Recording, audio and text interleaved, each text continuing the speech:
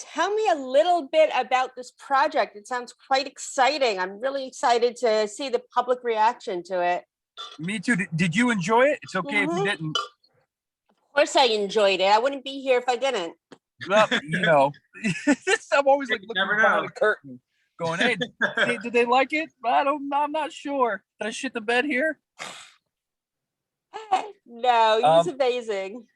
oh, thanks, Omen. I'm actually sitting in the car. I'm on set right now. I have our second unit director, Nick Stanner. He's sitting with Hi. me. How So, are you? Good, how are you? Doing good. but anyway, so the movie, it was crazy. We shot it in 15 days. We had a very modest budget out in Los Angeles. That's where we're from, our company. And but it was very smooth. We did a lot of prep on it, and all the fight stuff. We have a stunt background. Most of our company is stuntmen, minus our editor and one of our writers. But it was good. It was a good time.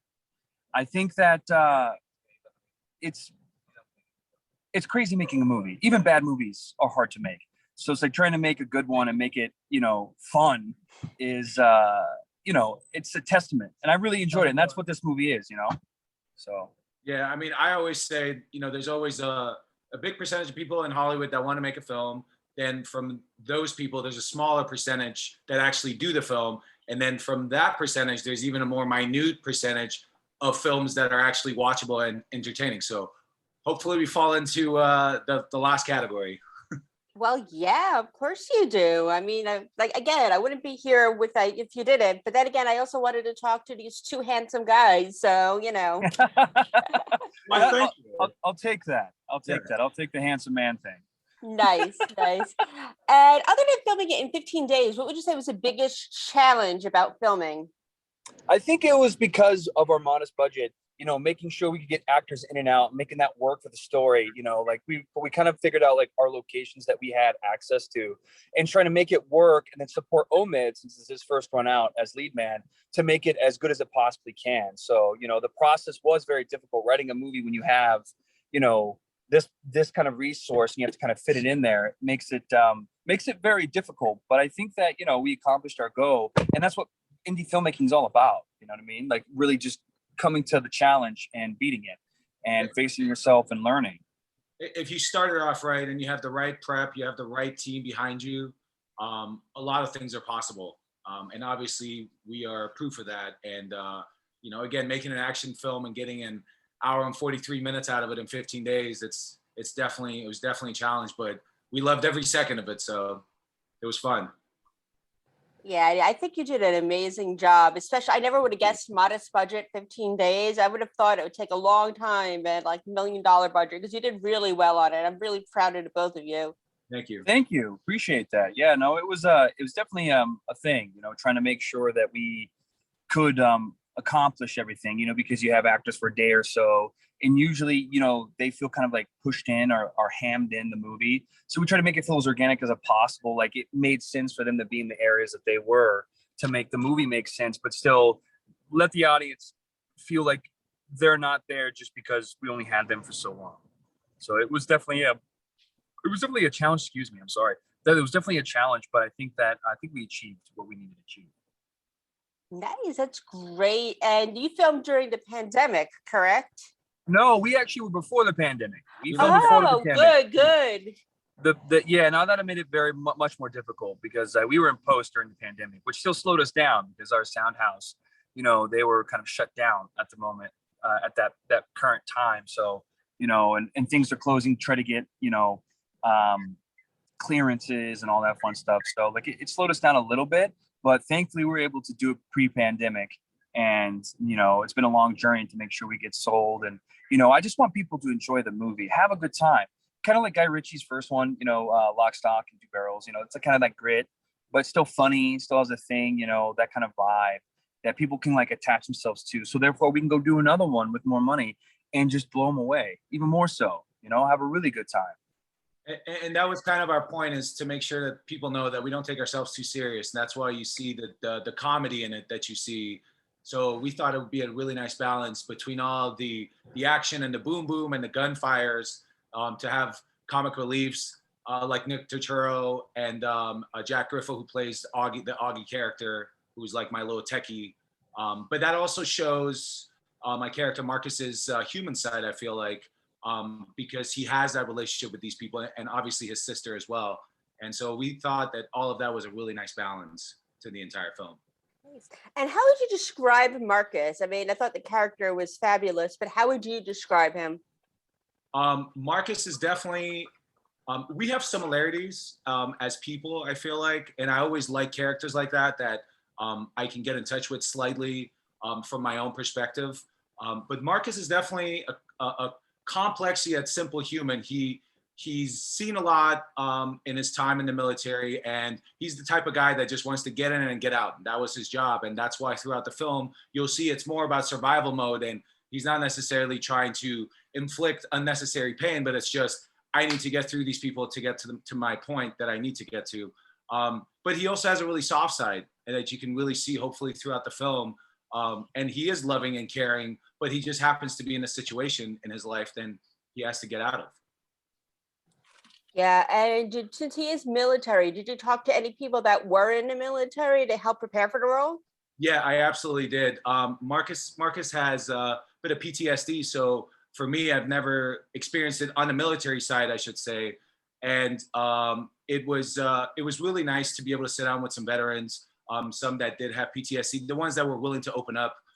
It was really nice to be able to talk to them and really get an insight of what it really is like, just to get a little bit of a better idea. Incredible. Yeah. And yeah, just anything with military touches me here because I know a lot of people that were military, and I think it was handled absolutely wonderfully the way you did it with everything. So I'm really proud of you. Thank you very much. Yes. My brother, so originally this script was a different script. It's called The Good Way to Hell, a little bit more serious. And my brother was in the service, and I had talked to my brother JJ to figure out because he's been in a situation. We had written a scene that was literally verbatim of what my brother experienced. So it's like pulling that and then just kind of sliding it into Hollywood, just so like it wasn't, it's there, but it's not there. It's part of his past kind of thing. I think that was really important for this particular character because we were taking some old material and kind of shaking it up to meld it into the movie that we got, which is a lot funnier than what it was going to be. Everybody was just going to get murdered, die. So I'm glad that we were able to put humor inside the film. Yeah, well, thank you to your brother for his service. Yeah, no, he's a good kid. Omid actually knows him. I used to talk about him all the time. He's a great guy. We're twins. We're twins. Oh, you're twin. I didn't know that. Yeah. That's great. Yeah. Yeah. He's a good guy. He's a family now and a great kid. Oh, good for him. Yeah. He's got his head on straight and he's trying. But like he talked about the PTSD and like what they would do and the link that would. And we don't touch on it too much in Overrun, but there's a feel of it. So I'm glad that it didn't offend you. So that's good. Perfect. And what branch of the military was your brother in? Just out of curiosity. He was Army. He was Army. Oh, he was 82nd Airborne. Yeah, he was an Army man. He started as a light wall mechanic and then moved all the way up. Did his thing. Good for him. Good for him. I'm really happy that he has a great family now and everything, and you as a brother. So very lucky guy, both of you. I love him. Nice. And what's next for you two now that people are getting ready to watch this and all this excitement around the film? Well, I mean, I think for us, like we have, I think 3 or 4 things in the works that were, as soon as Overrun comes out, I'm assuming that's going to really push us into the direction that we want to go. Getting a little bit more support on the financial side, so we can really show, stories and open up the stories and have a good time and really get there. But we have a couple things in the works right now that aren't really solid, but that I'm hoping by the end of this year that we can have something teed up and like we did, because we did it December, but right before the pandemic, it's kind of our thing, I guess, to do production in December. So November, December. So I'm hoping that we have something up by then and we can go start rocking into it and have another good time, even more fun. Yes, I can't wait. I'm really excited about it because you guys are so talented that I can't wait to see what's next. I'm seeing big things in your future and I'm throwing it out into my fake universe here. Thank you. I appreciate it. Please do. Yes, absolutely. That's why I always have this background, because I like throwing everyone's dreams into the universe to make them happen. Nice.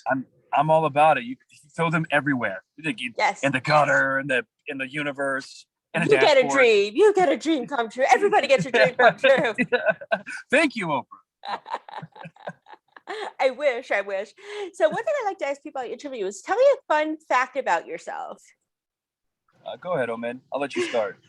Fun fact. I like long walks on the beach at sunset. No, I love hanging out with friends and partying it up. I am a pretty decent dancer, so I do like to dance. You may not. I may not seem like it, but shut up, Josh. Okay. It may not seem like it, but yes, I do like to dance. That's a fun fact, and I like to cook. Cooking's my thing. Some may say it's not the greatest, but I like it. So, Which is signature dish? I'll give you a couple of fun facts about the movie. So Jack Griffo, who plays Augie, and Chris Tallman, who plays Walsh, they were on a TV show called The Thunderbirds, and Jack was the star, and Chris played his dad. And William Catt, who was the Greatest American Hero, I ran that show for a little bit. I was a stunt coordinator on that show. And Bill, I ended up getting him on as the grandfather. So I literally have son, father, grandfather on. Generations of the same film, yeah. I love on that. The same film, yeah. And what's another fun fact? I met Bill on a really bad movie back in 2007. I mean, bad. It was rough. And I remember there was a guy in his underwear with an alien mask, and he was eating me. And Bill comes up and he's like, I think you're a pretty good actor. I was like, how can you tell? There's a guy in his underwear eating me. I'm so confused. We became friends. I actually played in a band with William. I was a drummer for a long time. Okay. In high school and in college. And, I did some studio drumming for a little while. And I did that. I was a journalist. I went to school to be a journalist and did a lot of writing. And ended up doing concept stuff for a couple companies. Before I really started getting the stunts. We own a post house, for post-production, Rocket Panda Post. And it's kind of like our sister company to Turbo. And so there's all kinds of stuff like that. So, but yeah, that's what I thought that was a fun fact on the film and all that. I've known Johnny Mesner since 2011. Met him on not a great movie, but I still get paid in that movie. So it did really well for whatever reason. But yeah, I think other fun facts about me, I can't really think right now. My brain is fried. I'm not gonna lie to you. I'm on a movie set right now. I'm doing second unit and all that fun stuff. So we're doing a lot of boom boom, a lot of like fun stuff. So, but I do enjoy filmmaking. I don't know if that's a fun fact, but I do like pink cake and I'm yelling at dogs occasionally. Oh, do you have a dog? I do. My dog's name is Bacon. Bacon. And he's a meanie. Usually I wear him on my shirt, and I would show you. I'm that guy. I'm a guy with like dog socks, dog shirt, because I think it's hilarious. Because no one wants to touch the weird guy with the beard and dog shirt. So. Now, what kind of dog is he? He is a Jack Russell Beagle Chihuahua. He's a maniac. That's what he is. Okay, we're gonna make that breed because I've never heard that breed before, but I can imagine. Yeah. Yeah, no, he's made. It's like a mix of those. He's technically Chihuahua and Jack Russell, but there's a little beagle in him. You have animals? Do you have pets? I do. I have 4 cats, and a dog. Okay. Your dog's cool with the cats? Just chills out with them. They love each other. They're always cuddling and playing with each other. A couple little squirmels here and there, but that's how brothers and sisters are too. So of course. They're always sleeping together and playing together. So they love each other. Nice. That's great. Yeah, I have another dog named Lily. She's a mini Aussie. And my dogs, they get at each other every now and then, but they're great. Yes. And I hear that we have a cook in the house. I need to know the signature dish. My go-to is usually seafood, salmon or shrimp. I like turmeric a lot and paprika. So either I'll do turmeric or paprika salmon with some grilled vegetables. So moral of the story, we're all going over your house for dinner. Please come on through. I'll bring wine. Please. So I used to be a line cook at a restaurant called Cracker Barrel years and years and years ago. And I was a waiter and a cook at the same time. So I'd wait on the table, go cook their food. That's like add a little extra this, add a little extra that. But like I would like make weird things because it's not a place you go to eat healthy. It's just not. So like people would try to eat healthy. I was like, why don't you put some mac and cheese in between the roast beef? It's delicious. I'll cook it for you. And they're like, really? I was like, oh yeah, it's on me. If you want to try it, we can do it. And it was a lot of fun. I actually enjoyed that job. I enjoyed pretty much every job that I've ever done, even if they're garbage jobs. But I, try to find a light and everything. But I like to cook as well. I'm no professional like Omid with his thermic seafood. But yeah, Omid's like my brother. We've known each other for a long time. We have the companies with us and a couple of other brothers that we've worked with for years and years and years. So we like giving each other a hard time. But he's actually a pretty good cook. His mom, so like there's a Persian dish that his mom cooks that I think, do you know how to make it too, right? Abgusht. It's like, what is it? It's a process. It's a process. It's called like, it's like meat water in Farsi. Yeah, it's a whole thing. But it's delicious. It's amazing because you eat it with pita and stuff. And and he'll take me to some of these places that I've never, because I like Persian cuisine. Obviously, it's his fault. And he'll take me to these places that have like really good abgusht or something like that. It's a great dish. If you've never had it, it's actually pretty good. It's kind of like have you? I know I haven't. It's like shepherd's pie, but not. Ooh. But it kind of reminds me of it. Yeah. It's fantastic. Yeah, I'd compare it to that. Yeah, right? Yeah, I would compare it to that. But there's a huge process. And what are those things that she used to make? Those like little potato things that are not potatoes, like those little thin. It's like basically it's almost like latkes. Yeah, I would compare it to that. Yeah, it's basically ground up potatoes, and you make little patties out of them, and you fry them. Oh, yeah, it's good. Yeah, it's good. It's good. It's real good. yes. I lived with back when I was when Omen and I first met, like we lived together for a little while. And his mom was always around and cooking us food. Always. Fantastic. I love eating. Yes, same. That's one of my favorite Same. things. Yeah, same. Yes. Great. Where can we follow you two on social media so we can give you more buzz? Yeah, so I would say, go ahead, Omen. Omen? What was the question? I'm sorry. Where can we find you on social media? Oh, yes, it's Omid Zader across all platforms. And then for the film, it's Overrun Film on Instagram and Turbo Panda Productions on Instagram as well. And film comes out August 17th called Overrun. Please go watch it anywhere you can rent or buy a film and across all platforms. Wonderful. And I would also say one of our guys in the movie, Christopher Troy, he's amazing. I haven't even brought him up today, but he did our action design and he's an incredible guy. He's a huge following. So if you want to send him his way, he's also helping us out with the Instagram thing and all that fun stuff. I think it's what Christopher Troy Official, and he has a love stuff and he's gonna be promoting the movie crazy hard and all that fun stuff. Entertaining page. So if you want to check out some cool martial arts and some tricking, definitely Christopher Troy's page. Yeah, he has a great page. It's a lot of fun. So he's great. But I'm at josh.tessier. That's my handle on Instagram and all platforms really. So it's great, man. We're really excited about the movie. We put a lot of effort into it. The whole team did, and we're really excited to get it out there and make sure we just want eyes on it. We just want people to watch it, enjoy it, and you're not going to win everybody, but you can win most of them. And we hope at the end of the day, if somebody walks away from it and goes, "Yeah, that was fun," that's all we really want. We just want it to be entertaining. Beautiful. Well, we'll be it. I'll put my eyes on your movie. My dad joke of the day. So. That was a pretty dad joke. Yeah. No, my dad is the king of dad jokes. So. Oh man. Yeah, I get my humor from him. So, thanks, Dad. Great. Well, thank you both for today. I totally appreciate you, and good luck with everything. And I know we'll be talking again soon. I hope so. Thank you for your time. Thank you. Bye. Bye. Bye-bye. Bye.